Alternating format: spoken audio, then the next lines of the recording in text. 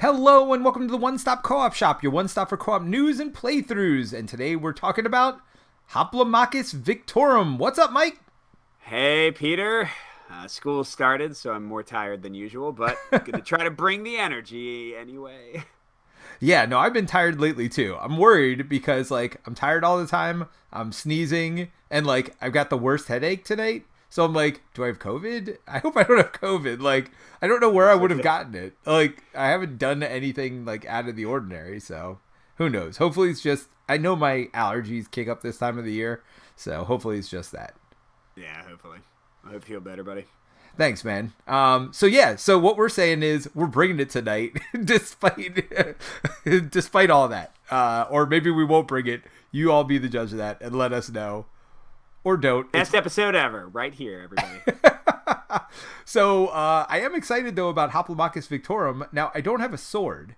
I don't know if you've been seeing this trend all over Twitter, all over, wherever. Everybody just showing off their swords that they got sent from Chip Theory. So I guess we should do a little disclosure ahead of time that we got a sword. We got a sword. But I will tell you that I did not get a sword, so you can trust me, at least anyway. Yeah, I mean, it's a very nice gesture. Chip Theory is very generous. At the same time, it's, I try to be as unbiased as possible, so getting a sword from a company is a little bit weird. But, hey, I recorded my review before I knew I was getting a sword. I was going to say the same things I said in the video, except with more details. So, so there's that at least. Yeah, and I don't have a sword, so yeah, like I said, I am not biased at all. Not that I think getting a sword would bias you, but some of these other fools, I'm not so sure about. I don't say that. No. Yeah, we can have a weekly duel, Peter, and whoever wins gets to keep the sword for that week. I mean, only one of us would have a sword, though. What kind of duel would that be? Well, I guess the person who starts with the sword, this guy, might keep winning. It's just how these things go. I tell you, I'm just going to keep conceding before we start. Because I don't have a sword. So there's that. It's not sharp. It's just metal, It's just heavy metal hitting you repeatedly. So Brian Scholik is in the chat. He says, and you probably have COVID. I had it last week. He said, hi, Mike and Peter, and you probably have COVID. Thanks, Mike. Or Brian, I'm sorry. I appreciate that. And he also says, my only sword is in my martini. So those little plastic swords, I guess. I don't even have those. So I think... What's funny is I got the sword, and I was like, I have a sword. And my wife was more excited than I was. And then she's like, oh, it can be with our other sword. And I was like, we have another sword? And then she went down and brought up this cutlass. And I was like, why do you have that? I still don't know why she has it. I didn't get the story out of her. So yeah, we have two swords. So I guess we can have the duel, Peter. There you go. Yeah. Yeah, I don't know. Would you give up one of your swords? I don't know. If I had two swords, I wouldn't openly give it to somebody else to actually duel me. That seems like a terrible idea. That's what honor is all about, buddy. Oh, I don't have that, so that's fine. But I guess before we get into or continue with all this nonsense, we should probably thank some Patreons. Yes, Patreons and patrons. You know what they're called. I don't. So, yeah, if you don't know already, we have a Patreon. It's at patreon.com/onestop. You get early access to our videos. You get to vote on things sometimes. The big one is that usually me, although Peter and I will do them together, and or Steve and Colin or Barrett or Jason. We do bonus videos every month. You can only see them there. I've got, at this point... I think it's 22 of them at this point. If you join the Patreon, you can just kind of watch them all. But yeah, we just want to give something back to the people who are helping us buy equipment, pay for our podcasting hosting fees and sound effect hosting fees and all the things. It all builds up. But this week, I'd like to thank Henrik Lantz, Kyle Courtwright, Bob Hessling, and Matthew McLeod. We'll do 4 because we've gotten a bunch recently. So Henrik, Kyle, Bob, and Matthew. Thanks to you all. Thanks to everybody. And, even if Patreon's not in your budget right now, I know everything is tough. We appreciate it if you join the Discord to talk to us, if you subscribe to the streaming channel and the non-streaming YouTube channels. If you want to leave us a review for this very podcast you're listening to, it helps a ton to get more people to listen to it. If you think it's worth listening to, hopefully you do. But yeah, so thank you, everyone. Really appreciate the support. Yeah, and we have Sir Trevis out here that said, you got a sword. Awesome. I just thought the name was awesome. Sir Trevis. Should I go get it? Here, you say something and I'll go get it. Okay, we also got New Guy 2878 asking a question about repetition in the game. Trust me, we will get into that. In fact, that does lead kind of into our design discussion. We are going to talk about how to vary things up in a long campaign game like this. So how to change from mission to mission, or how to have different bosses, or how to make it so your hero levels up to make it more interesting and differentiated from game to game. So New Guy 2878, perfect question, because that is what we'll be covering in our design discussion. And then Brian comes back with, just asked Alexander Hamilton about dueling. Yeah, didn't work out so well. No, it worked out great for him. Yes, here it is in the scabbard. All right, I haven't seen this thing yet, so can you show me the OSCS symbol? Yeah, that's a sword. I feel a little weird holding it. Okay, let's try to get right up in there. That's nice. Might be showing up backwards, and then it says Hoplomachus Victorum on the other side. Cool. And that is probably the most I will do with this sword for the rest of my life. Oh, it's going to be part of your kids' Halloween costumes. They're going to be the only kids out there with real swords, walking around. Somebody tries to mess with them, they'll be in for a big surprise. Yes. Oh, man. Yeah. All right, so let's talk about what we've been playing before we get into the review proper. So we played a couple games last week. Yeah, so I got a couple from, I think it's called IV Studios, Moonrakers and Mythic Mischief. Mythic Mischief just has competitive and solo, and Peter and I just played it competitive. I actually haven't tried out the solo yet, but I thought it's fun. You liked it too, right, Peter? Yeah, it's definitely a very cute game, like cute-ish, because you're like monsters, you're vampires, or whatever else. Different. You're like students, like cute vampire students in like a magical college is kind of the sense I get. But it's one of the meanest games ever. Like, the whole point of the game, I've never played Nuns on the Run, but it sounds a little like that, where you're like running around and trying to grab different stuff. Now, that one's more objective based than this one. There are objectives on the map that you're trying to grab, but it's just to level up your team, and you're really just trying not to get caught. At the same time, you're trying to, I don't know, I was a vampire, so I'm like hypnotic gazing your people into the hallways and then like moving the headmaster around so he's capturing your guys. And so the whole point is to get their guys captured more than your guys are captured, or monsters, guys, they, them. Trying to think of the right pronoun for monsters, but I think they is always a good fallback. Yes. So you're trying to get this headmaster to come around and capture the other team's characters. So, yeah, I thought it was fun, but boy, is it mean for something that looks so cute. I played it with my son. Not my best choice. He won the first game. Cloud9. Everything was great. He did not win the second game. He's like, I never want to play this game again. Yeah, I could see. I almost had tears. Let's be honest. I am excited to play the solo mode because I think the thing you and I both liked the best, Peter, was like the tactical puzzle is very nuanced and you can really pull off some cool moves, and the solo takes away all of the hard feelings. No one is hurt, no one is sad except me when I lose, I guess. Yeah, if you lose the AI, that feels pretty bad. It's like, wow, I'm dumber than a paper AI. Nice, I got that going for me.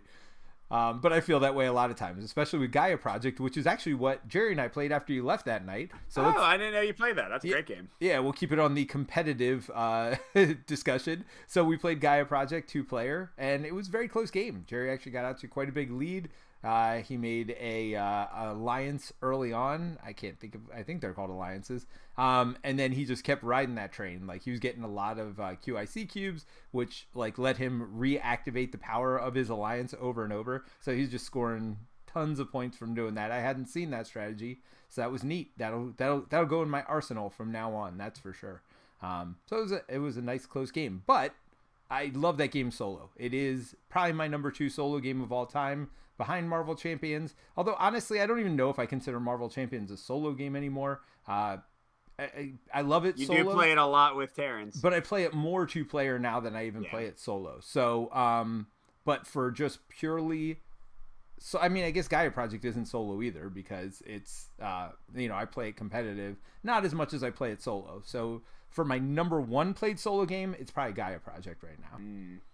Yeah, I really enjoyed that one too, although I haven't played it in probably a year or more. Well, I'll have to lend it to you so you can play it a bunch, because the one thing I found is there is a learning curve and a little bit of a skill threshold that you build up over time, and it is hard to play with people who aren't of at least a similar level. It's similar to like chess or whatever else, because there's not a lot of randomness to it. Yeah. So, well, hey, you can just keep playing Isaac, the designer of Gloomhaven. I know you have played him a few times, right?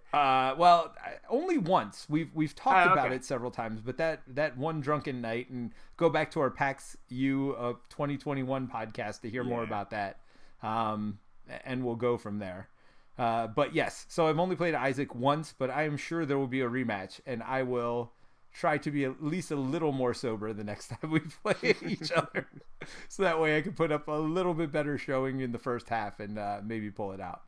But we played one more game that night that was actually cooperative. So One Stop Co-op Shop talking about cooperative stuff. Who knew? Although it's a little bit tough to do it cooperatively right now. So yeah, that's Moonrakers, which had a new crowdfunding campaign recently. This is the first I've played it. It's a competitive deck builder with like negotiations. So some people might call it semi-cooperative at times. Although Peter didn't see any of that. He just played the co-op mode. Yes. It's got solo out of the box. I have played the solo. I thought it was, fun. I'm sure you're missing out on a lot of the game without any cooperation. But the puzzle of how to play your cards and like what to do on your turn was pretty cool. But yeah, so they have this newish solo co-op mode that's through Steam right now. The reason I played it at Peter's house is because I literally can't play it at my house. I don't have any like area to have the board near my computer, which is the only way I have to play Steam. I don't have a laptop or a Steam Deck. But yeah, it's on Steam. They say they're putting it on iOS, and it turns it into like a solo co-op campaign. And yeah, I mean, it's still in beta. They're still like developing it and stuff. I thought it was okay. I think I actually preferred the solo out of the box that I had played. But it's a nice interface. Like they have some cool like technology stuff going on there. How do you feel about that one, Peter? I liked it okay. I mean, honestly, I didn't feel like you had a ton of choices. Maybe more in the deck building than in the card play. It kind of felt like it was pretty obvious what to play. We might have had one or two decisions a turn. I guess the one thing is the cooperative elements, which aren't really printed anywhere. You kind of like have to look at them in the app. But like using an action to let you draw a card and hoping you draw into something good, and saying, okay, well, I only have two more actions. Maybe if I give you one, you can give me an action back or give me an opportunity to draw a card back or whatever. So I think the cooperative elements were actually pretty good for a game that wasn't designed to be cooperative. The parts I liked least about it were actually what you were doing on your turn, which is like play a card, and it's like, okay, you could play two more cards. All right. Like, is that, I don't know. Like and then play another card, draw two cards. Like those decisions didn't feel very interesting to me. What strikes me is that, again, not having played the competitive game, it seems like that core kind of card play, at least in the competitive game, is sort of like a quick, almost resolves itself kind of section. Because I agree with you, there don't seem to be that many choices in how you play your cards. Whereas like the whole game is really in the negotiation and the deck building and what you buy and like who you help and where you go and when you lie to people and that kind of stuff. So yeah, I think it's interesting that like in the solo co-op mode, taking like that part away and just letting you like trying to make the card puzzle front and center. I don't know if that's the best look for the game, but this is the only time I played it co-op, so I don't want to make any big pronouncements about it just from that. And again, it's in development still. Now, did you say the solo mode was good out of the box? Is there a cooperative mode? Yeah, no, there's no cooperative mode out of the box. But the solo mode I had a fun time with because instead of like you're still playing your hand of cards, but there's like a line of like kind of AI cards that you can cooperative with, but you have to pay them.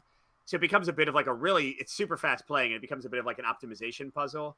Like, how much can I get away with? Like, which objectives can I complete without the AI helping? Or is it worth it to me? Will I get even more victory points by letting them help? And then, like, what's the best way? You see, like, 8 objectives at a time in the main game. So, like, you're deck building with a clear goal in mind. Like, I need to get this type of card. I need to get that type of card to complete the challenges. So, yeah, I don't know. I'll have to play all the modes more. And I might not even do a review of the Luminor app until like it's more done and I can play it at my table with iOS. But I'll probably do like a playthrough at least of the original solo mode because I did have fun with that. Yeah, that's awesome. All right, so we got a few more people in the chat. We got Dr. Han out there saying you keep talking competitive games and that sword won't be happy with you. And then we got Ryan and Logan G out there as well. So thanks for joining us, everybody.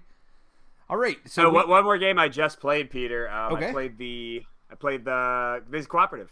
It's only cooperative. I played the intro like tutorial mission for Resident Evil 3. So Steamforged Games did a board game adaptation of Resident Evil 2, which is my favorite Resident Evil video game of all time. Then Resident Evil 3, and then I think the next one, which they crowdfunded but isn't out yet, Peter got to play, I think, a demo of it, is Resident Evil 1, I think, or 0, one of those.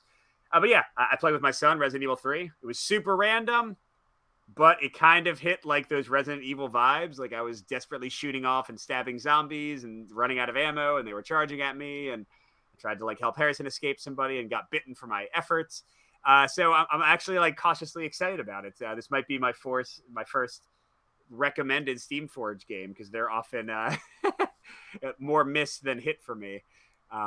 I like that one. I did have a lot of fun with it. And if you want to see my one and only play of it, I played it here right on the One Stop Co-op Shop stream channel. Oh, cool. I didn't know you have a stream. Awesome. Yep, with the designer. So if there were any rules questions, anything else, I assume we got all the rules right because it was definitely with the designer. So go ahead and check that out as well. I don't know. Just look up Resident Evil. I don't think we have any other Resident Evil playthroughs on our stream channel. So yeah, check that out. I do remember having a lot of fun with it, though. I thought it was well done.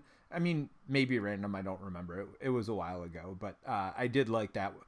And speaking of which, I have the Hoplomachus Victorum playthrough on the stream channel as well. So if you want to see what actual gameplay looks like, although I will say that was an early build of it, they've definitely upgraded some of the stuff for the full version of it, and we could talk about some of those changes as well as we discuss the game today.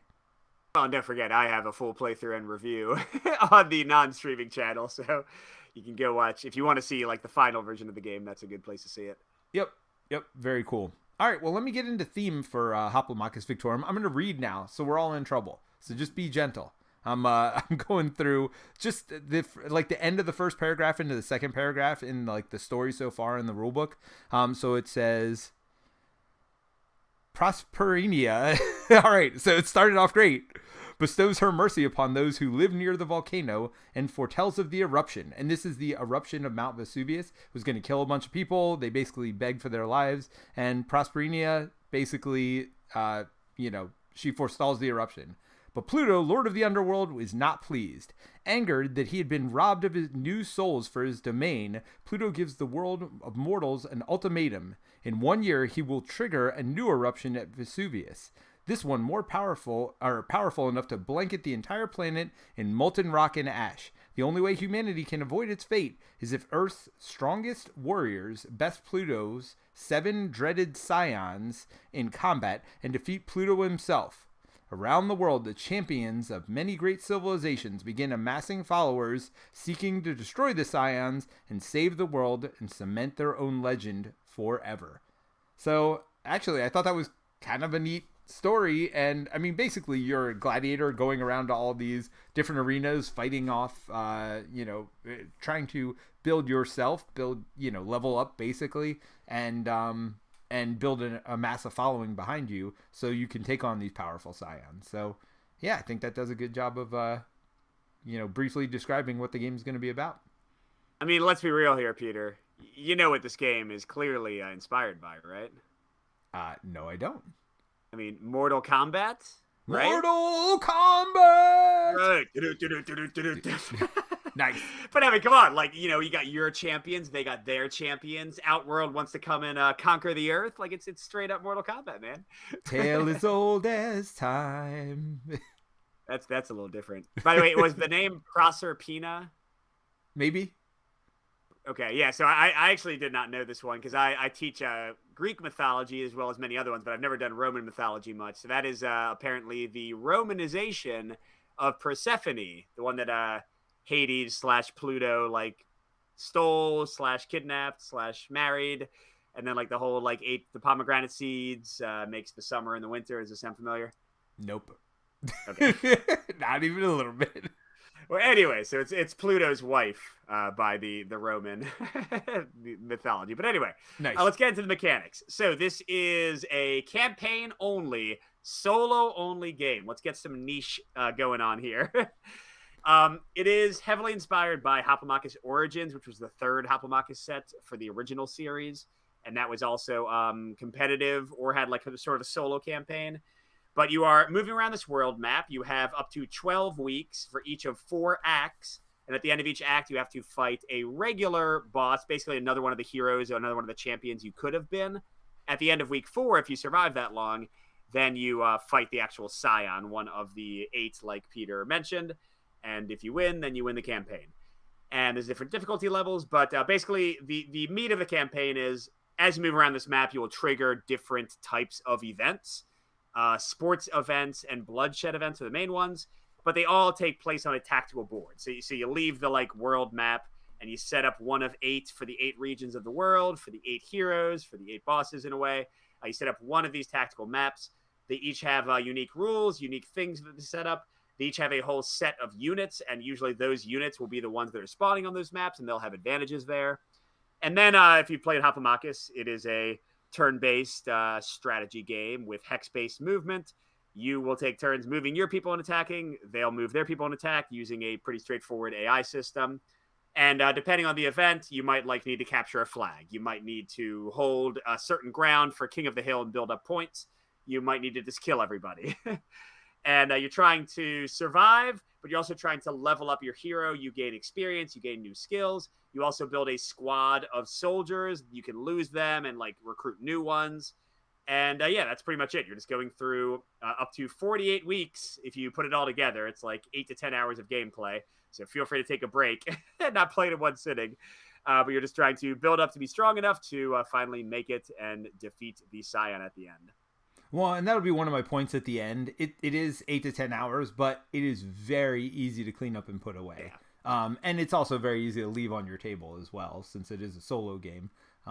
So depending on what you have space for or not, but I definitely in the course of my campaign, not even necessarily at the end of a chapter or whatever either, I would just clean it up, put it away, and then pull it back out the next day, or even change rooms because I got new puppies. So like sometimes I'd want to be up with the puppies and I'd be playing it up there, and then sometimes they were just like going nuts, and I was like, all right, I'm taking this downstairs. You guys got the puppies.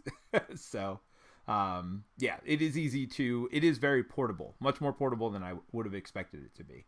But all right, so let's get into the discussion. I guess I'll start with my number 5, and that is you have more information than you think when you play this game. Mm-hmm.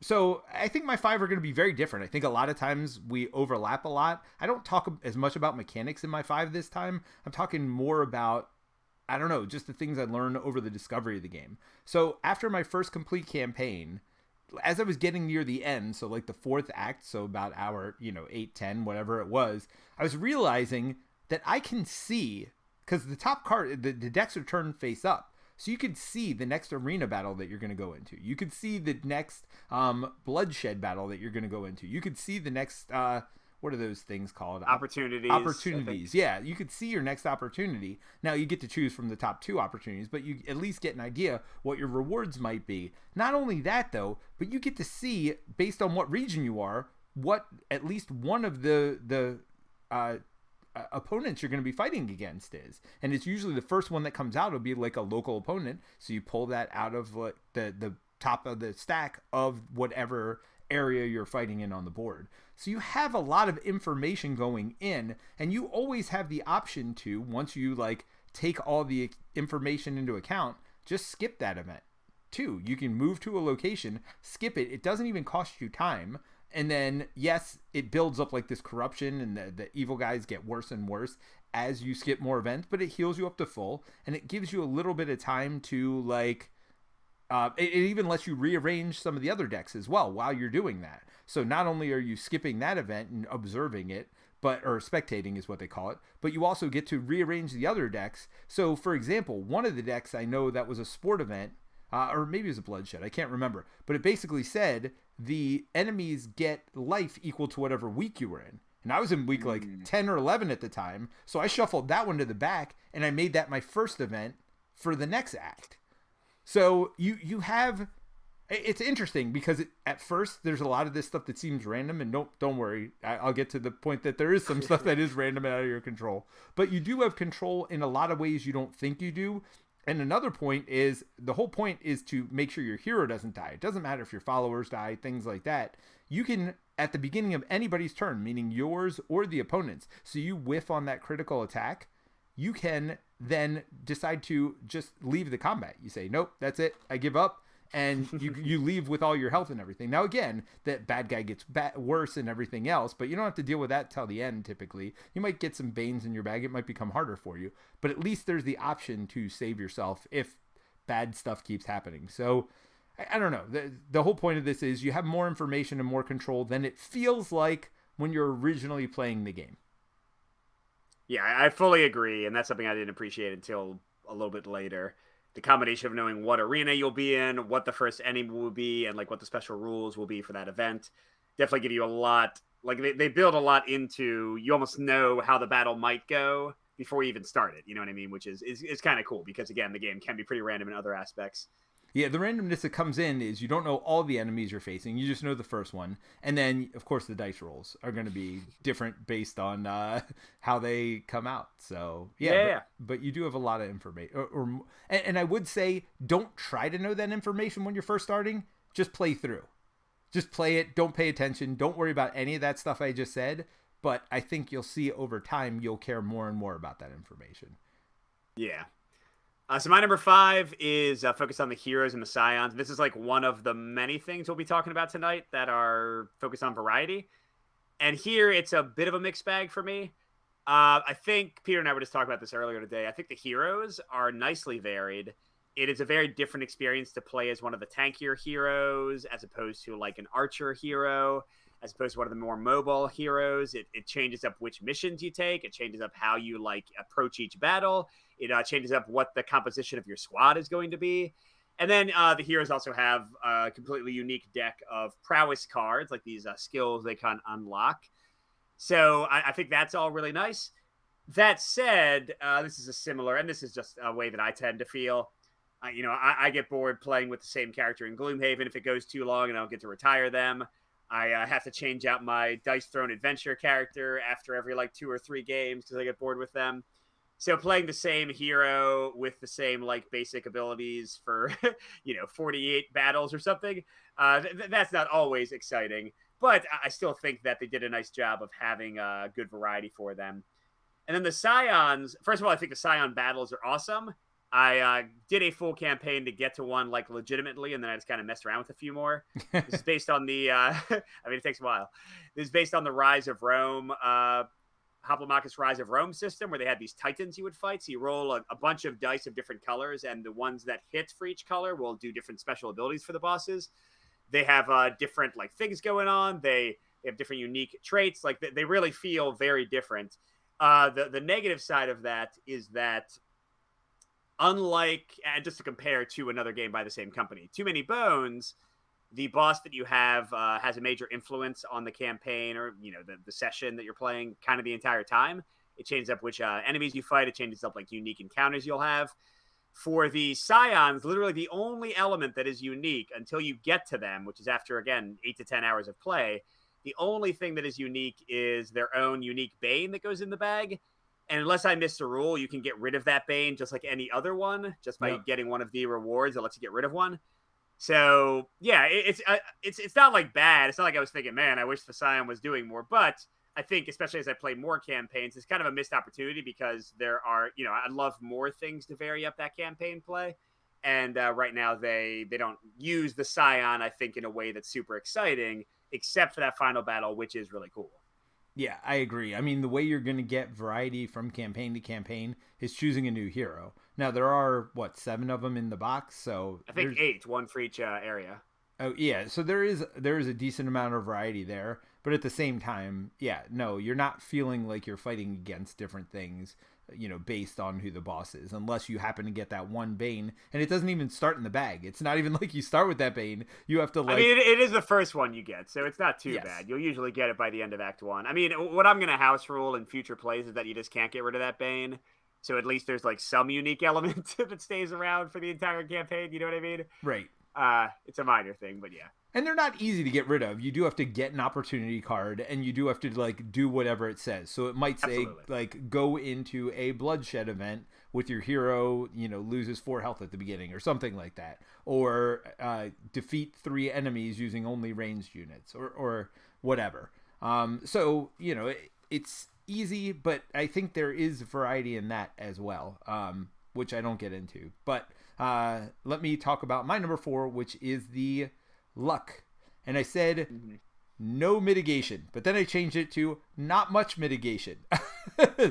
So there really isn't mitigation in the dice rolls, right? So each character has a certain number of dice they roll. They have different levels of dice. So red is the most powerful dice because it literally has a hit on every side. Black has hits on 5 of the 6 sides. Then it goes down to green, blue, and yellow. 1 less hit on each side based on that. So it tells you which combination of dice the character rolls, but there's no re-rolls. There's no the only mitigation really is there's one group of characters, like very few characters, that have an ability to like intercept the blow and like take the damage for your boss if you get like this, or whoever they're defending, if you get this terrible roll. But it's like I've had one character in my 2 campaigns that had that ability, and beside that there wasn't really any opportunity to mitigate the dice rolls, except for what I said earlier, which is yes, you can completely quit if things just go sideways, which is not a bad option. But the units is another thing. So we talked about there's randomness with the units you draw out of the bag. You might draw all 2 health units out of the bag some games, and it'll probably be super easy because as you kill them just as they come out before they even get a chance to act. Maybe they get 1 shot off, but you might kill them super quickly and super early. And then other games you might face like some of the hardest villains that are out there. So that's another thing that there's not much mitigation for. You just draw what you draw.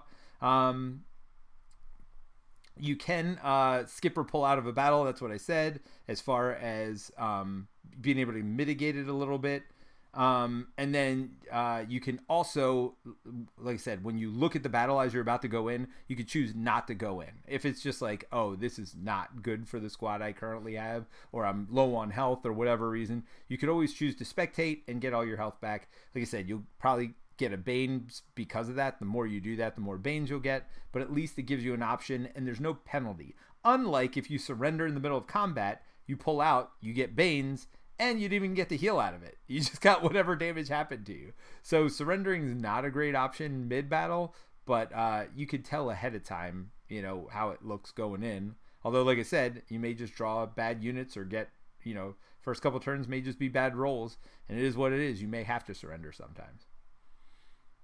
Yeah, it's interesting that randomness didn't pop up on my list, and I totally agree with everything you just said, but you play so many battles, especially over the course of the whole campaign, and you roll so many times in each battle. Yep. It's one of those games where like the randomness is so stretched and kind of so ever present that it didn't really stick out to me. But you're totally right, and somebody who hates randomness is going to probably find things that'll tank this game for them potentially.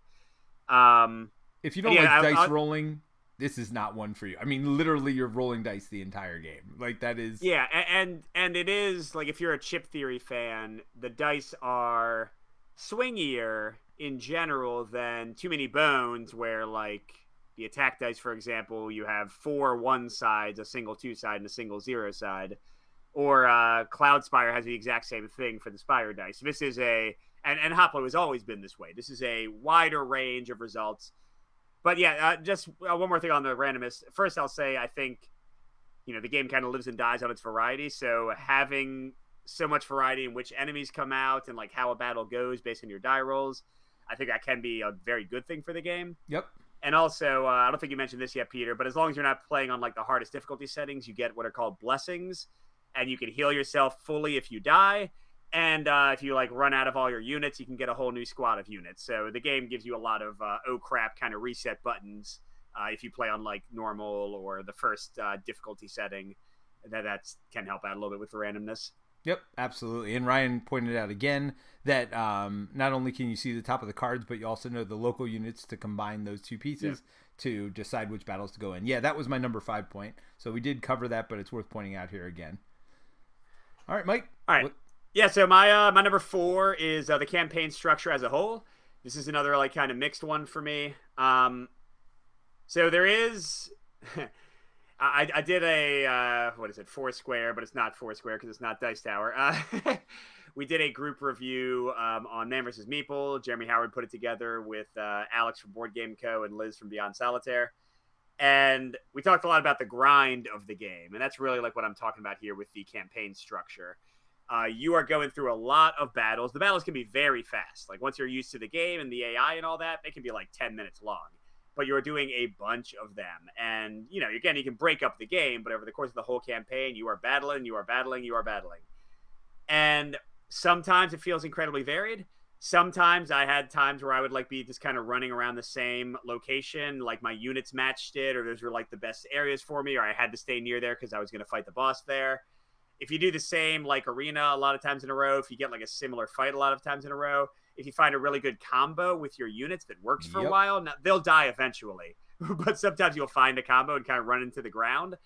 Sometimes the grind does get a little bit dull. It does feel like Liz didn't mind the grind because she sort of saw it as a video game and it is like a solo experience. And again, the battles are very fast. So like people who like, I don't know, I used to love Final Fantasy Tactics. If you're kind of used to that sort of thing, it might not bug you. But there were times when the grind did get annoying. But on the other hand, I have to give the campaign credit for, I think, Peter, you can chime in if you agree, I think it really achieves a pretty epic build and this is the thing that maybe I appreciated the most. And Peter, I know you must have loved this because this is something you complain about a lot. It's not just a build in epicness and challenge level, which I think they do really well, but it's also a build across the campaign of complexity.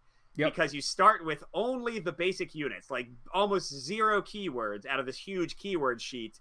And then as you fight, you add in single units into the bag or into your squad with maybe 1 or 2 keywords. So it's like very, what's the word? Onboards you in a very gentle way. Compared to, again, to compare, like Too Many Bones, you got like all this crap to choose from for your character right away. Cloudspire, you've got like all the units and all their abilities for your entire faction right out of the gate. Yeah. So so I think the campaign builds in an excellent way, and I think it's really nice how it kind of not holds the player's hand, but eases you into it each time you play. But the grind can be a bummer sometimes. And I will say the other thing, just getting back to the onboarding experience, because I don't really cover this, there are like a couple places you need to check for keywords, because there are some keywords used in the game. One is there's a sheet of keywords that's only used on the chips. So if you see like a word on a chip, it's on that 1-pager sheet. It took me a while to figure that out because there are also keywords in the back of the rule book, but none of those keywords are on the player chips. So those are like any other word in the game you might have a question about would be in the back of the rule book. So once I figured out like where to look for things, it made it much easier. And then there's a great player reference on the back of the rules as well. So honestly, I had the rule book there with the back looking at me to kind of help me get through, you know, the major stuff is covered there. And then that 1-pager for abilities front and back. And honestly, the only time I found the abilities overwhelming is when I'd get into those boss fights at the end of each act, because the boss has abilities in addition to all these units and chips that you've been adding. So, and abilities you've never seen before. Like, that's the thing. Like, the other units, it's like, okay, I've seen this one 100 times. When you get to the boss, you're like, I have no idea what that is. Like, they definitely have some stuff that, like, none of the other units have. But I like that a lot. So my number 3 is the leveling system. And you have a lot of choices. I know this is a huge complaint we had about Too Many Bones, and I think maybe you've shifted your view a little bit on this. But I actually think the leveling system in this is really good. Too Many Bones, we thought there was just an obvious path to go down, and I don't think that is the case here. So I do think you might get stuck in a path, but after playing more, I found that like there are different options. Like I just upgraded my health a lot for my one character because that is the kind of character he was. And for another character, I wanted a lot of allies because I realized when you get to that final fight, you can use all of your allies. There is no like limit, whereas in most battles, you'll have a limit. I was like, oh, why would I want to increase my ally limit? Because when I go into that next battle, I can only choose so many of these allies to come with me. But when you get to that final boss fight, you bring all your allies with you. So that was really nice to know too, because honestly, the only way you lose in that final battle is you lose your boss. So if you can keep throwing allies at him to like, be cannon fodder, that's certainly a good way to go about keeping yourself alive longer as well. So I just liked that there were different options. So you can level up your dice. Like I said, each dice has 4 different levels it can go to from yellow to black. So you can level those up. You can add more dice. To a maximum of 4, but I mean, there's a lot of variety there. Do I get more yellow dice first? Do I level up my dice first? And I think it depends on the hero, because one of my heroes has like a long shot ability that uses the lowest dice, so I didn't necessarily want to add more dice, whereas my other characters, I wanted more dice quickly to maximize my potential damage and make it more like swingy, like hit or miss. Do I hit all of them? Do I miss all of them? Or somewhere in between. So I liked how different characters wanted to potentially level differently. You have leadership, again, lets you control more units. Health, the units themselves. So whenever you fight a battle in a sport battle, the ones that aren't where your units die, you can actually recruit units from the other team after that, and you get to pick which ones you recruit, even leaving some of your basic ones behind if you don't have enough leadership to handle them. The Banes will be different from game to game as well. So not only do you level in a positive way, but you'll level in a negative way. And the last one is prowess, which we haven't really talked much about, but each hero has basically skill cards, and they'll get them as they complete acts, but also as they complete those opportunities, you can get more and more prowess cards as well. So do you focus on opportunities that give you more prowess? Do you have ones that get rid of the Banes that you have? Not only do you have your own personal ones, but some of those give you like challenges that you can do to get very specific prowess cards that'll give you different things from game to game as well, and all those come in that opportunity deck. So there's just a lot of variety for your characters, and the characters, because of that, felt unique to me. And I don't know, I really was happy with the leveling system. I felt like you leveled enough. There are a lot of these games where you don't level enough. This one, the more bloodshed events you fight, the more you're leveling up your characters. The more sport events you do, the more you're gonna. I almost view that as like a restocking. When I do a sport event, like I get a new ally in my group, or I can get new the tactics ships back in my hand for completing those. Where the bloodshed ones are really the ones where you're upgrading your heroes. So I like that give and take. Yeah, no, I fully agree. I think they do a nice job, and I think even if you play the same hero, just like kind of where you end up going on the map, where the bosses like are for your campaign, I think you're going to naturally do different things. Like maybe you might do some of the bloodshed leveling similarly, like you said. Like some heroes kind of need health earlier, some heroes might want more attack earlier. But apart from that, I think there's a lot of good variety there. My number 3, very important thing for the game, is the arena variety. One of the things that's hopefully stopping it from grinding are these 8 different fighting arenas. And this is almost a full-on pro. I have a full Quibbles. A few Quibbles, I should say. I was about to say, you have a full Quibbles? Full Quibbles. Half Quibbles, actually. Yeah, so like I said, there are 8 arenas. Let me get the Quibbles out of the way first. You have AI behavior that is unique to each arena, like who they want to attack or what spaces they want to move to. I think it's generally very clear, but there were always, not for every arena, but for like half the arenas, there was something I was like, I'm not sure, and I had to like ask somewhere. So, if it's already a thick rule book, but if they had like a page that's kind of talking like, here's how this arena works, I wouldn't have minded that. I'm sure as more people have the game and like more resources are out there, the internet will make all that very easy, but learning it kind of from scratch, there were a few arenas that threw me off. And then the other thing I'll say is, out of the 8 arenas, I would say there's like 1.5 that I don't really find that interesting. It's not like I minded fighting there, but like the gimmick that they had for those arenas wasn't as cool. But besides that... Are you talking about the one where you're tied to your other person? That one drove me bonkers.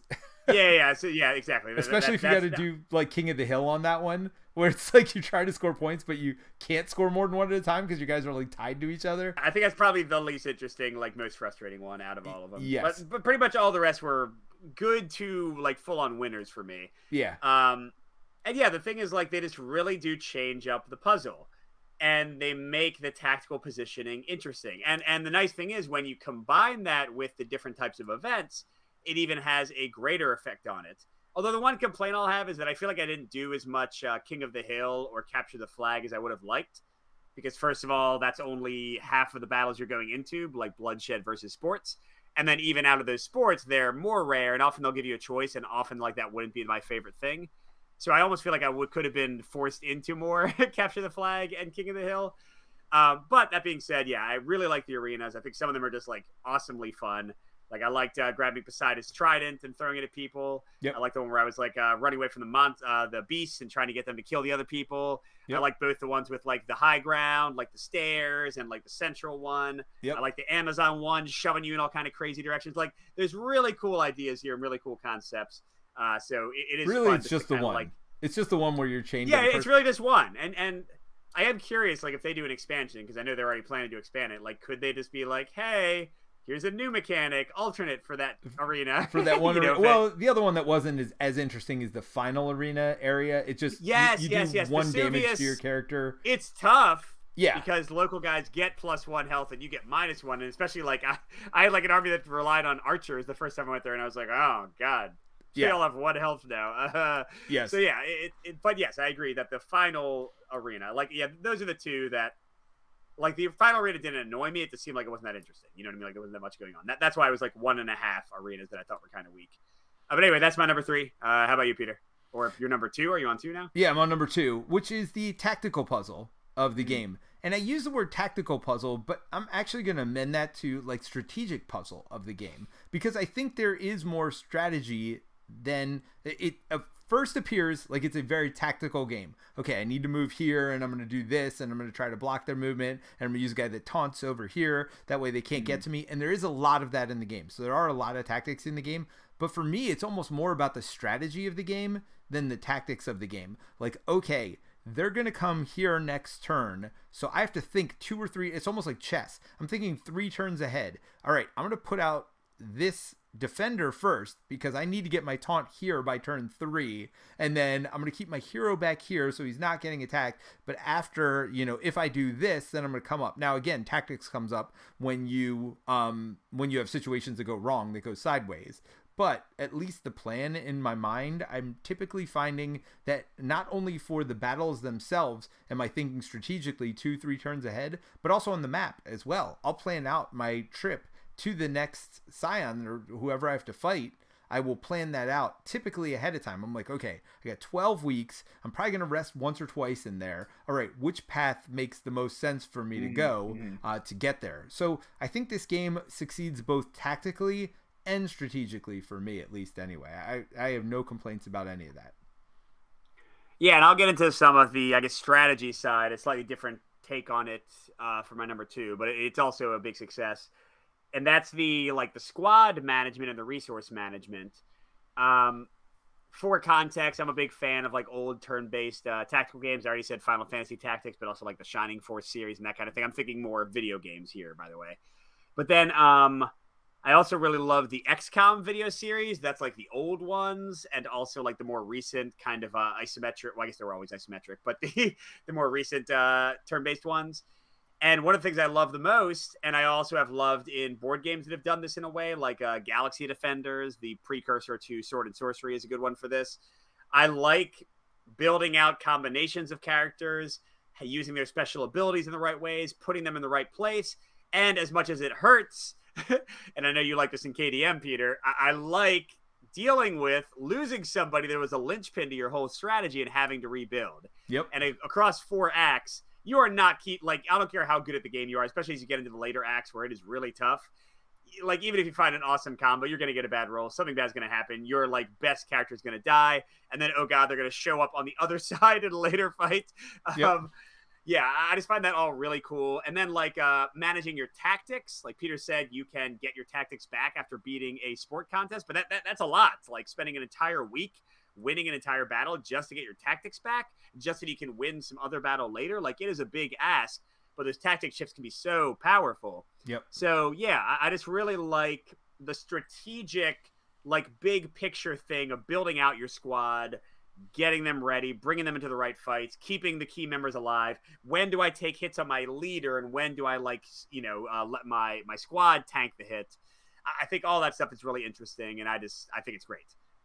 Yeah, no, and I don't know if we mentioned this or not. I can't remember, but when you go to a new arena, you're adding a new local unit to the bag. So the bag starts with just these like generic units in it, and as the game goes on, as you go to more arenas, you're going to be adding a new chip each time. And at the beginning, especially if there's sport events, well, only if there's sport events, you're probably going to recruit that new unit, that local unit, because you're not going to recruit like the random jobber like starting units. So you're going to be recruiting units, but when your units die, which only happens in bloodshed. So again, if you're playing sports, your units never die. They might die for that battle, but they're not completely gone from your group. They come back at the end. But in bloodshed events, yeah, if you lose somebody, they're gone for good. And they go back in the bag, and as Mike said, then you could draw them out. Because this bag, you're not only taking a local unit each time you play, but you're bringing these units out of the bag as well. So it comes up with a whole variety of stuff for each time you play. And that's actually my number one. My number one is the variety in the game. You kind of mentioned it earlier with your number 5. You have 8 different characters. You have, I forget how many different bosses, but quite a few different. It's 8. It's all 8. It's 8 different characters, 8 different bosses, 8 different arenas. They kind of found a number and stuck with it. Yep. Your units that you pull out, both your heroes and your rivals, your side and their side. You're pulling out these local heroes each time. It's going to be different, based on what locations you go to. You might like units from a certain region, and they usually have kind of like one that's like really matches the theme of that, or maybe they have like one mechanic that really goes through and carries through the characters. So you might like certain characters from certain regions to build up your squad, but like you have to go to those regions, and some games you just don't because it's not in the plans, because they tell you, nope, you're fighting bosses in these different areas. So I like how you're gonna build up differently each time, and as you pointed out, even throughout the course of the game, those allies that you have and those enemies you're facing are going to be constantly changing as the game goes along. The arenas are all different. And here's the other thing, which you talked about the variety between the like arena card, or the arena that you're in, and like the card, whether it's a sport or a bloodshed event, like that adds variety. But I also think those opportunities provide variety as well. That's a good point. So a lot of times I would do weird stuff to try to get, like, there's some battles, there's no way I'm getting any of these opportunity cards I have in front of me. But sometimes I try to get like 2 or 3 at it during one battle. And it feels really good when you can not only like do what the battle tells you to do, but pull off these 2 or 3 things as well. And then even with the sports, they tell you to capture the flag or whatever else, but the opportunity is always there to kill the other team. And that's one thing. You don't have to do what it says, but they do something really clever, and this wasn't in the playthrough that I had. Yeah, no, this was like probably the best easy mechanical fix. But sorry, tell them about it. No, you go ahead and talk about it. Yeah, so when, if I'm remembering correctly, and Peter, I didn't go back and watch the old video, but Peter saying it too makes me think we are right. Back when we were playing like the demo a billion years ago, you could just kill everybody in every event, and like everything became a kill event. So what they did now for the sport events is 1 unit, and it depends on the type of event, like which unit it is. But 1 unit gets this symbol. What do they call it, Peter? Do you remember? Tribune, yeah. So the Tribune is like the favorite of the arena. And if you kill them, your hero immediately goes down to 1 hit point, which is like the worst, besides just dying, it's like the worst outcome for any battle.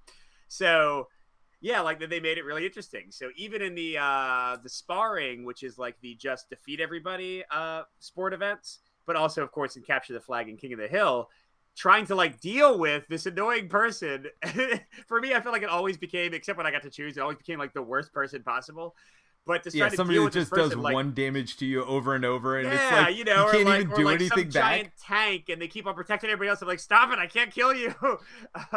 Yes. Yeah, I think it was a great like little change that fixed a lot of the dynamics that I had maybe been concerned about when I played the demo with the sports arenas. Although I will say, with my archer unit, I ended up having to kill it early. I think it was like kill the Tribune was like the arena goal or whatever for one of the arenas. Oh. So like that's the only option I had, was like kill every unit. And so I forget what it was. Maybe it was an opportunity that I had, and I didn't have to do it, but whatever the thing was, I ended up killing it early, and then since I never healed, I just kept going around with 1 health since I was an archer. Didn't bother me. I was just 1 health. So then, if I didn't like the combination for that event, I would just kill everybody. I mean, like, forget it. I'm just going all in. Oh, that's a good point. I guess you don't have any negative. There's no negative when you're at one hit point. Like, I think only the archer can do that, of course. Oh, yes. Fair. Yeah, no, everybody else, unless you got, like, a taunter right next to you the entire game. And even for the archer, they got to have the taunter, like, in front of them, no question. So you have to slow play a little, because those units are very, very slow. So, yeah, I mean, and the units, we didn't really talk about this, but the units felt very different to me. Right? Yeah. So, like, the tank units are all, like, 1 movement, and they have a lot of health, like 4 or 5, but, like, the only ability they have is taunt. I mean, they have dice. They usually attack for a lower amount as well. They usually hit, though, when they do attack. It's, like, 1 black dice or something, which means 5 out of 6 chance of hitting. But, like, they're very slow, and you've got to, like, keep them in front of you, like, the whole time. And units come in dazed, meaning they can't move or attack their first turn unless it's a tactician, which can move their first turn, or whether it's a archer units usually have first strike, means they can attack their first turn. So just every unit with just a few keywords does a really good job of having variety. With all that said, it does feel like a slog sometimes. No question in my mind. Yeah. So as much as I've been, going on about how good I think the variety is, sometimes it just feels like you're doing the same thing over and over. And it's fine for 1 act, 2 acts, it's 4 acts. And it does ramp up as you go along, but even when it ramps up, you're still doing the same stuff. So yeah, I mean, I think that is a big thing to leave with. So my number 1 is the tactical choices. I mean, I'm just going to kind of echo what you said, Peter. I think all the considerations going in, the very, like, minute movement differences and how it can totally change. The enemy AI being very, like, clear once you understand some of the arenas, of course, being very clear, like exactly what they'll do in each situation you can put them in. So you can, like, lead them into, like, traps and stuff. There's, like, a lot of cool things you can do. So yeah, I mean, for me, in the end, each individual battle, even when it is getting a little grindy, is still pretty fun. And especially, I got to say, like, really, I think it picks up in Act 2.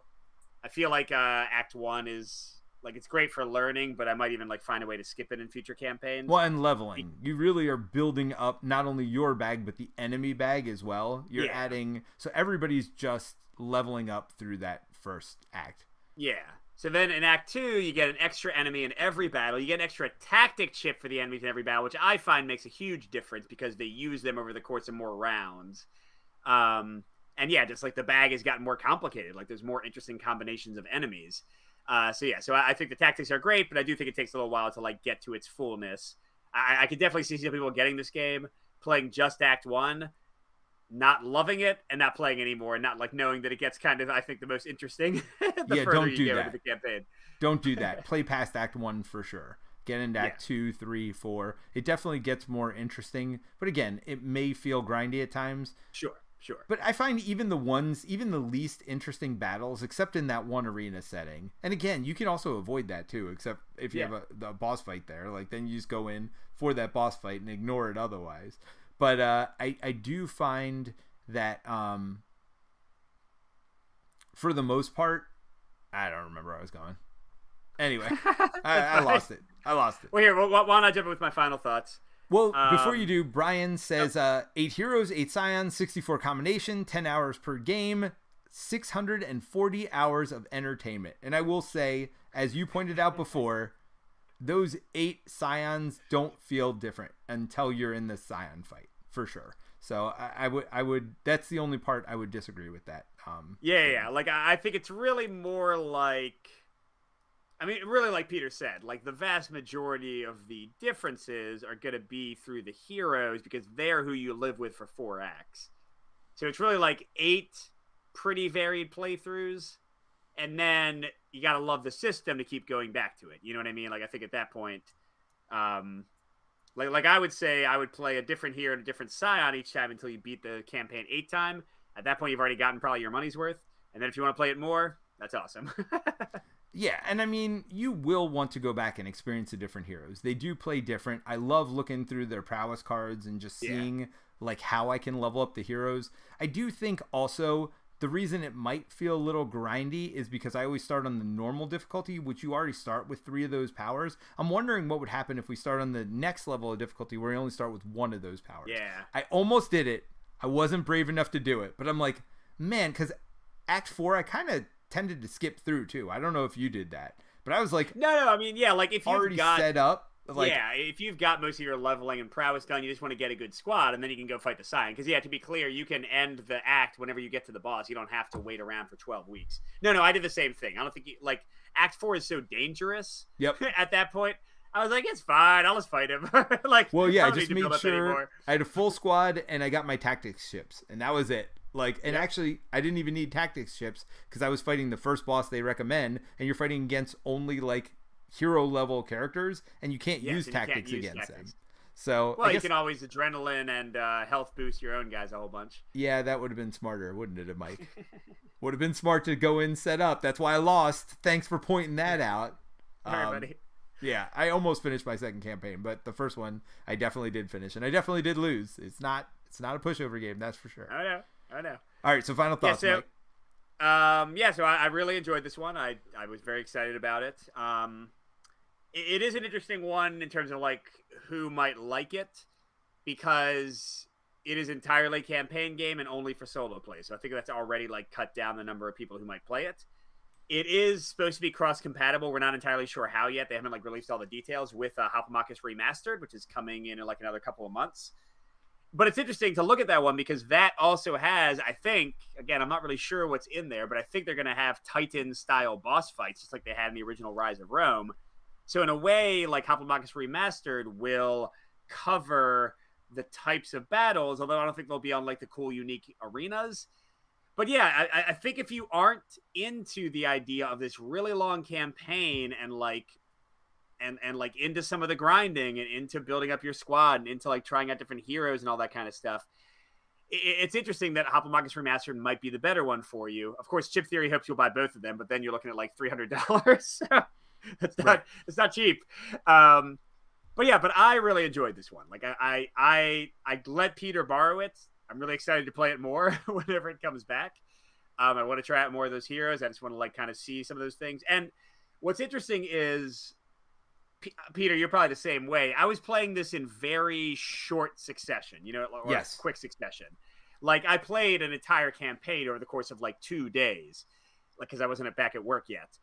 And that's not how I would recommend playing the game. Like now that I've not had it for like a week and a half, 2 weeks, I'm like raring to go. Like I'm like, oh yeah, like let's go. Like even the one arena you mentioned with like tied together, I'm like, whatever. Maybe I'll do a cool battle with that. That'll be all right next time. Well, to be fair though, there is a lot of tactics in that one. In fact, it might even be one of the more tactical ones because you really have to work as a tandem to move your guys to even get across. Yeah. It's like, how do I even get across the arena using these 2 guys unless I have people with a lot of move, or maybe I put adrenaline on one of my characters so I can increase their movement, which I normally don't do. But if I'm going to be in that arena for a while, you bet your butt I'm going to add some adrenaline, which seems counterintuitive. Why would I want to move more if I can only move like one space at a time? But you really just do to get the matching speeds you want, right? Yeah, you have to like move around each other.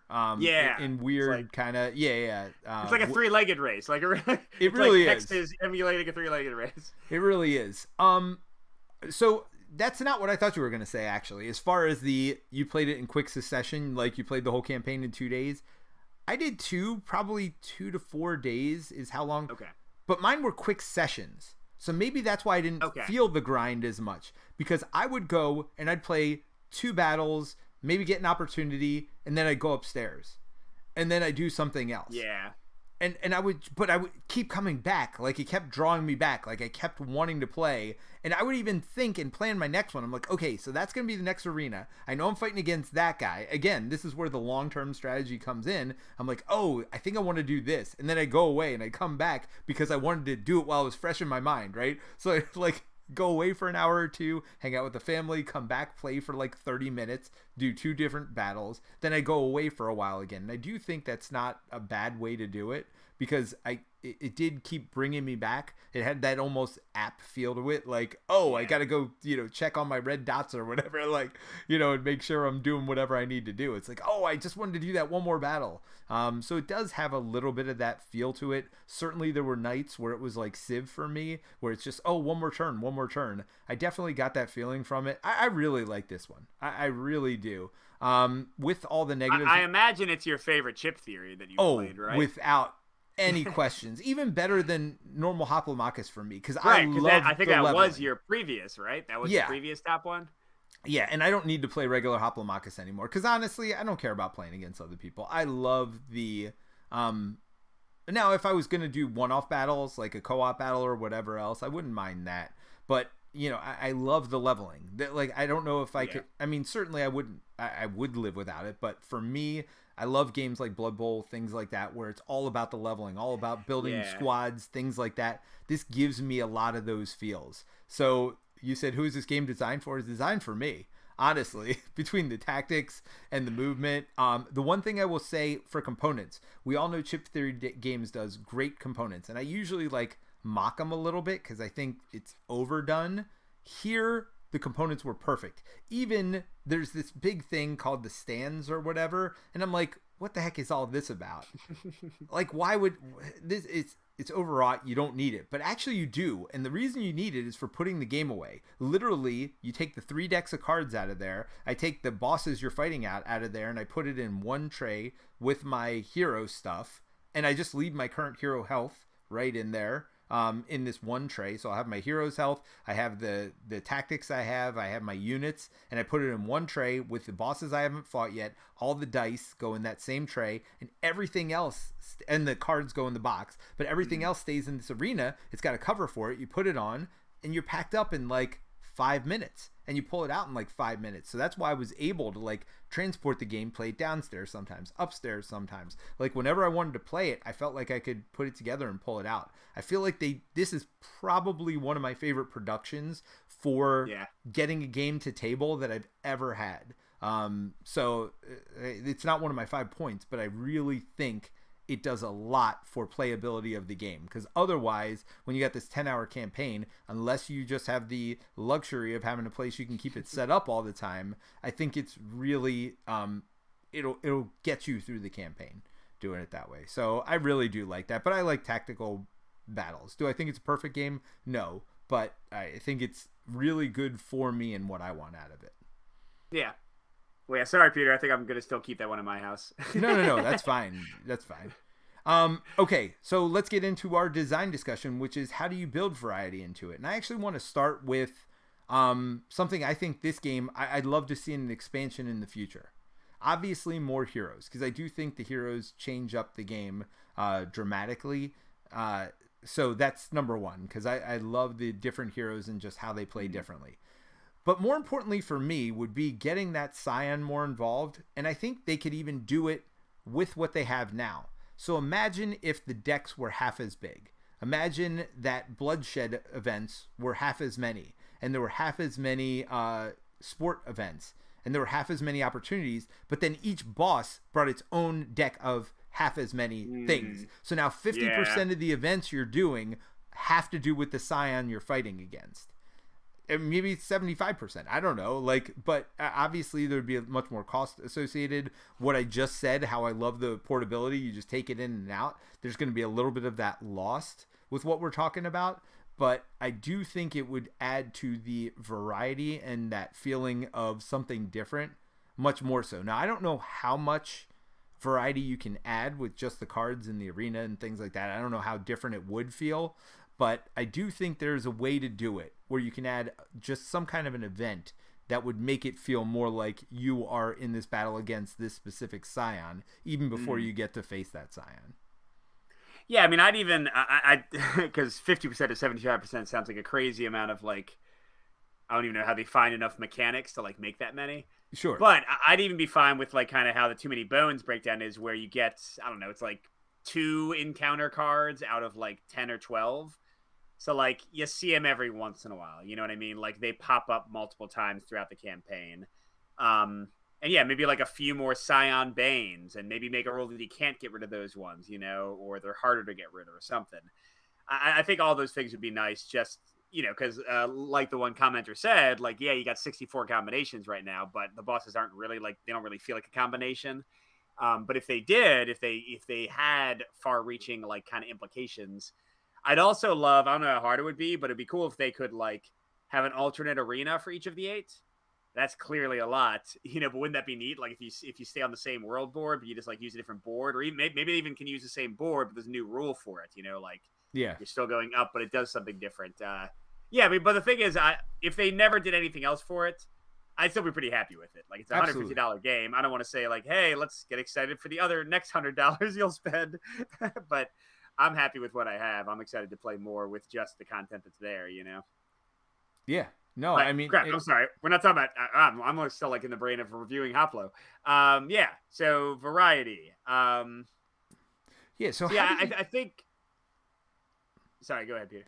Well, so let's look at a game like Gloomhaven versus a game like I don't know. I'm trying to think of some off the top of my Oathsworn as an example. Now I know they're a little different. One's a boss battler and one's a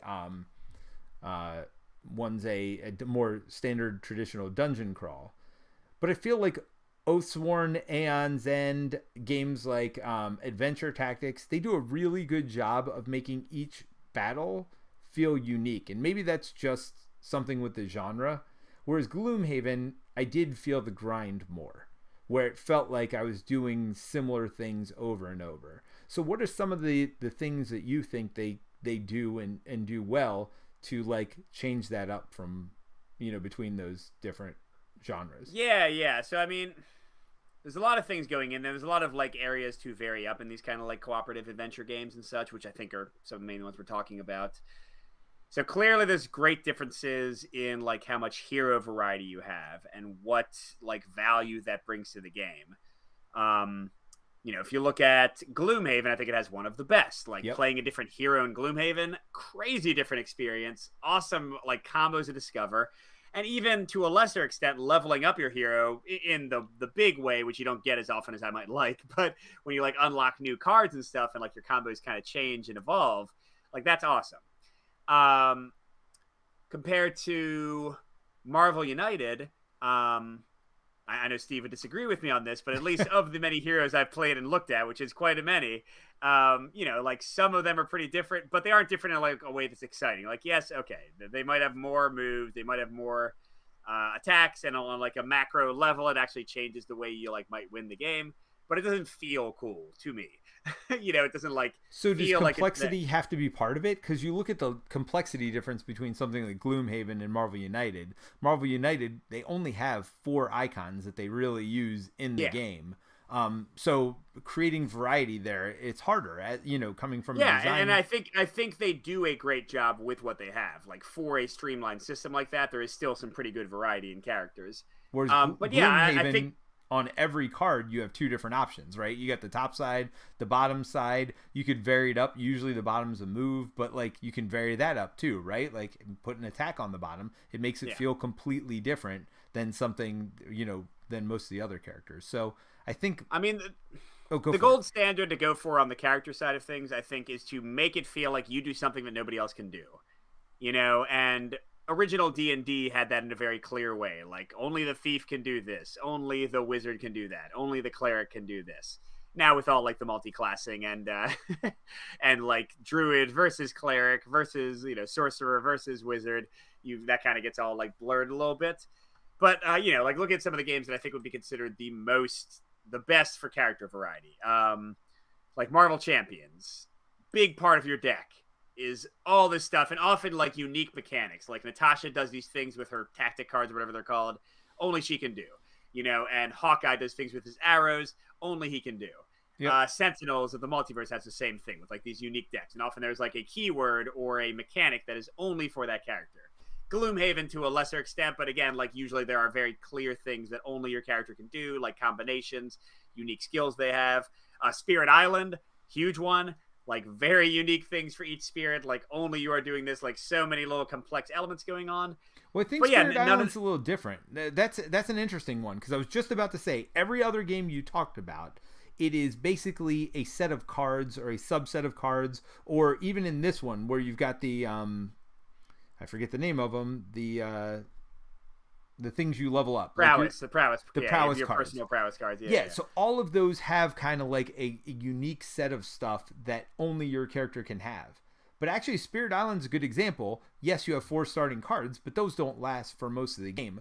Where Spirit Island adds it, they have unique powers on your board and unique ways of leveling up. So some characters will get more money, some will be able to play more cards each turn. So they're very different in that way, which is different than the cards. Because I was thinking, oh, you need like unique cards for each character. But I think you can do it on a player board.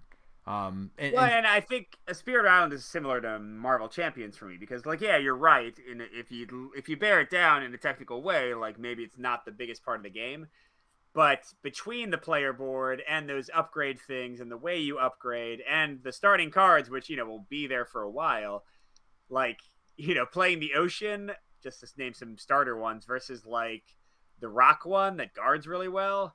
Like that's a totally different experience with what you're doing in the game. You know what I mean? And so for me, I think the key is that your powers, if you have unique powers, need to be more powerful than basic powers. So for example, in Spirit Island, I want to build my deck in a very specific way with very specific symbols. I may take a card that I don't think is as good if it has symbols that will help me trigger my personal powers. But if my personal powers were super weak, I wouldn't care about that, and I just get the best cards. I'd always buy the best cards every time. Marvel Champions is the same way. That set of 15 cards is less than 50% of your deck, but they are the most powerful cards you're going to see. They're way more powerful than the basic and the aspect cards for the most part. So because of that, you want to build into the uniqueness of your character, but those games do a great job also because they do let you build around that uniqueness. Like you're not locked into having to build this exact way every single time. Yeah, and I think I still love these games, this game, but Too Many Bones, like what you had alluded to earlier, that there are concerns, especially in shorter campaigns with that one, where sometimes just getting basic attack and defense are your strongest options. And I'm like, man, I wish these like unique player powers were a little bit better. And yeah, I think that's a really good point. I think also you want the same kind of thing if you're doing like anything kind of modular with, mixing in environments or like the stage or the enemies. And this is kind of a good rule in general for like objective based games or like tactical games, like the arenas in Hoplo. You need it to be different enough. This is just my opinion. If you want good variety, you need it to be different enough that it forces you to change your strategy. Yeah. I wouldn't say that every like the Vesuvius one. Yes, you have less life. Does that force you to change your strategy? No, but most of the other arenas, like you need to pay attention to the arena. You cannot just play the exact same game you did in a previous arena and it'll be fine. And I think that's for me one of the big failings of a lot of Gloomhaven scenarios, which I'm definitely on the record for saying like tend to get pretty samey for me, and that's across the original game and Jaws of a Lion. In that the differences they bring in, like this map is a little bit different, or there's like this one little mechanic in there, or this time you have slimes instead of cultists. It's often not enough that my combos change. Yeah. You know what I mean? Like my character, like I have, and the characters are amazing, very clear on that. But like the cool tricks my characters have aren't often going to be that different. So I think if you, on the enemy side or on the opposition side, like to contrast it, Spirit Island, well, I was going to say the different opponents you can play against, like the nations and stuff, they do change it up, but I would say there again, the player variety wins out. Like, I'm going to be led by my faction. I think the big difference is that you're not. I think they do a better job of leveling you up in Spirit Island quicker. I think that's the big failing for Gloomhaven. I think if you got I think if Gloomhaven was 10 scenarios instead of 100, and you leveled up 10 times as fast, the game would be more exciting for people like you and me. Not saying that it's the right choice, obviously. It's the number one game of all time, right? But for people like you and me, I think that's what we would want more of. We would want quicker leveling, shorter number of scenarios, more variety in each scenario, and I think that's where Spirit Island has a huge benefit. Even if you don't use an AI opponent, even if you're doing the same thing on the board every time, where the variety in that game comes in is what spirit you choose. Not only that, but you have a random assortment of basic and upgraded abilities that they're like a deck of 50, 100 of them, whatever it is, and you're getting like 4 a game, right? But they're 4 very impactful things that you get to your deck each game. It's probably more than 4. It's probably like 6 or 8 upgrades, but you know what I mean. Like those things make such a difference to what you can do, even with the same spirit, that I think they add variety there. And I think that's important with leveling too. So I will say one thing that I almost wish they did in the Hoplomachus Victorum is I wish that you didn't have a choice of all your special powers every time you leveled up. I thought the exact same thing. Like I wish you had. I was thinking like draw 2, keep 1, and like shuffle in the upgrade levels as you get them. Because I do think there is a good obvious order that you're going to want to get them in to compare it back to Too Many Bones. Even though I like the variety and I want to get almost all of them by the end of the game, I do think there is an obvious order to get them out in. And so, yeah, I almost wish for variety's sake, and maybe this would make games not feel as grindy and make it feel like you're getting something different and having to do different tactics. If I wasn't just able to get my first strike ability with my archer every time, right? So I can come out and shoot stuff when it gets close enough to me. So I do think there are things the game can do to force variety from game to game. And, you know, it's like looking at Agricola versus Caverna. If we want to go to old school Euro games, like Caverna, you have every option on the table at the beginning of the game. Agricola gives you a hand of 7 professions, and those 7 professions are going to be different from game to game. So that's another thing. I think that's to hit back a little bit, although I haven't played this in a while, I often felt like in Agricola, many of the professions weren't balanced well to be, going back to your earlier point, stronger than basic stuff that I can do anyway every game. So often, except for certain professions and certain like cards in my hand, I would just play the exact same game of Agricola I always played and even win with that strategy. You know what I mean? Yep. No, I agree with that completely. So yeah, I think we've come to some conclusions here. This is like a brief, or not a brief, this is a pretty big topic, but I think we've come up with some things here. You know, some final points. So why don't you go in with your final thoughts? Like, what do you think's kind of the keys here? Yeah, I guess to follow up on the point I said on like the enemy side, I think roteness is the death of variety and often can be like the death of fun in a game. We saw that a little bit in Hoplomachus Victorum. If you're in the same arena, your same units, and your combo is strong enough that you can win and not really worry about it, that roteness is going to make the game feel dull for a while until you break out of that cycle. The problem, and you know, this is a Mike problem. Clearly, dungeon crawlers are an incredibly popular genre, but a lot of dungeon crawlers, I feel, and this is Gloomhaven very much, I feel like the roteness of like, I do the same tactics, I do the same thing, unless they have really cool tactical combat, unless they have really varied AI, unless they have really varied objectives, I feel like I'm doing the same thing over and over. So yeah, like I think on either the player side or the enemy side, when you're designing games, look for ways to break up the repetitiveness, the obviousness. I mean, you could even go back to that Moonrakers thing, Peter. Like, we were playing our hand in an obvious way and in a similar way every time. Yep. And maybe that campaign's just a little bit too long for that. Maybe that's not the strongest part of the game. Maybe without the negotiation, it falls apart a little bit. I think a lot of deck builders that I don't like as much have that same issue. Like Aeon's End, I like parts of it, but man, I feel like, you know, a lot of the time, except for my purchasing options, like my hand displays itself over and over and over again. And unless the best bosses in Aeon's End are the ones that mess with your deck, like do things differently, you need to approach it a different way to, again, break up that monotony. So yeah, that's my kind of final point, I think. Well, that's the whole point of deck builders, right? You're supposed to just be able to lay your hand down and like do what it tells you to do. I mean, the choices are what you do with those things. But yeah, I mean... But like the funny thing is, that's what a lot of deck builders became. I wouldn't call Dominion that to an extent. Like, Dominion, you're building an engine that can be very different game to game. Yep. Yes, at some point your engine plays itself, but Dominion has the limited actions that only some deck builders have that I think is so key to like more interesting deck building and play. What's the one we both like? Core Worlds. Core Worlds, your hand does not play itself, in any way. For sure not. And I think it's better for it. Battle for Greyport.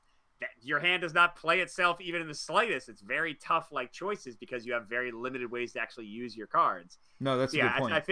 I think what the most common form of deck builder has become the legendaries of the world, the ascensions of the world, I think really push this forward. And those games can have variety too. I'm just saying, like in the kind of basic formula, it is like very much like play out my hand. I got 5 of this and 4 of this. That's the best thing. I'm attacking that guy. My turn's done. Like, there's nothing wrong with that. It can be a very fun, like, rinse and repeat cycle, but I think it's not the most varied experience that you can have. But right. I'm talking too much. Peter, what's your final thought? So my final thoughts are what we were just talking about. If you're going to make, I would say, if you're making a unique hero specifically, because bottom line is, even if the enemies and the villains are similar from game to game, I think what a lot of people drive variety from is the player turns, what you're doing. And so I think a good way to do that is what we talked about. Make your hero very powerful, make what they're doing very powerful compared to like the basic cards you can get. But at the same time, make their variety, introduce new elements, let them get new skills as they're leveling up. Maybe they get new equipment as they're going along. Maybe they lose some things like they do in Hoplomachus and Blood Bowl, stuff like that, where you're losing some of your powerful stuff. And now you got to figure out a new tactics, a new strategy, not just because you're getting more powerful stuff and there's like this power creep going on, but also because like, okay, I relied on this unit too much. Now I don't have that unit anymore. How do I still end up winning these battles without having that, without that crutch or whatever else? Introduce variety. I think another good one we talked about was Spirit Island, the way that I don't always want to buy a card just because it's the most powerful ability. Sometimes I need a card that goes with my strategy, even if it's a little bit weaker. And I think a lot of deck builders don't do that well. They go, oh, this is a 4 power card, it's way better, or I undercosted this card, it's only 2, that should definitely have been a 4 power, well, I'm going to definitely buy that. I think finding ways to make cards fit strategies and engines, like you were just talking about, that Dominion does so well, I think that is an important part of it as well. Like, give them something powerful that makes them unique, and then let them add stuff to vary that up and change up the way they play from game to game. Even if the enemies are the same, I still think there's enough variety there. And I think that's what Adventure Tactics did so well for me. Like, because you were leveling and changing throughout the game, that's why that was one of my favorite, boss battlers that's out there, is because you change so much. Even if the scenario didn't change, which it does, it's obviously very varied, but I just liked what I was doing so much. So that's it for me. To create variety, I want to change. I don't want necessarily the scenario to change. If they both change, even better, but I want to be able to do cooler stuff or different stuff, and want to be forced to do different stuff from game to game. Yeah, and I'll just throw in, you just made me think of this. Sorry, I know we're going late. No, that's all right. But yeah, I think, you got to be careful with this because it can be an unfun thing. But I think you shouldn't be afraid to take away toys for a limited basis. Yep. To force strategies to change. I'll give 3 quick examples. Gloomhaven. As your hand winnows down, I know not everyone likes the kind of like loss of abilities and loss of strength, but it does force the tactical puzzle to become more interesting. Especially, like I would say, in those middle rounds where you like have choices, but they're limited and not always the exact same combos you would normally like to use. Spirit Island does this great. You lock yourself out of cards. You got to find combos because you don't want to rest. Like, resting uses up so much time. And then a final one that I'll mention real quick, Set a Watch, which is a game I like some. A variant that I think makes Set a Watch, at least for me, a lot better. I don't even remember this game at all, Peter. Yep, I do. Like where you're... Yeah. So a variant that I wish they had in Set a Watch is right now you can pretty quickly get the ideal abilities for your characters, and it's obvious they're the best abilities. And for most characters, it's like, why would you ever use any other ability except for these? Yep. I think a very quick variant that, like, when you use an ability, it goes to like the bottom of the pile, and you got to use the other abilities to get it back again. Something along those lines. I think that would drastically increase the variety from game to game when you play with the same character.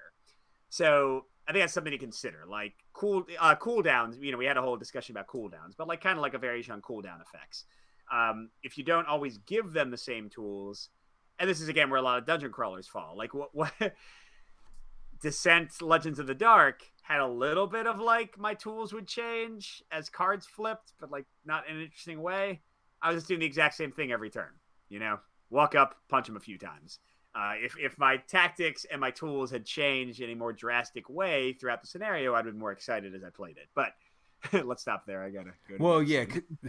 Well, and to not delay this conversation more, I think it's one we'll revisit, maybe even next week or in 2 weeks when we do Stars of Ikarios. Maybe this will be a good one to even pick up on. But the other thing to think about is how do you do all that and not make complexity through the roof, right? Because that's the bane of what we're talking about here. The bane of variety, I think, is complexity. And so the more you try to add in, the more variety, the more you want to make it change from game to game, you're also probably increasing complexity. So we'll talk about that probably in a couple of weeks, maybe how to fight that as we continue this discussion. All right. Thanks, everybody, for hanging out with us. All right. Great seeing you, and we'll see you in a couple weeks. Bye. Bye. Hey, Mike. Yeah. You can't bring that sword over here, man. I'm scared. I'm not doing it. I'm a little scared of it, too. Dude, you have a new way to open your letters, though. Yeah. That would be a heck of a paper cut.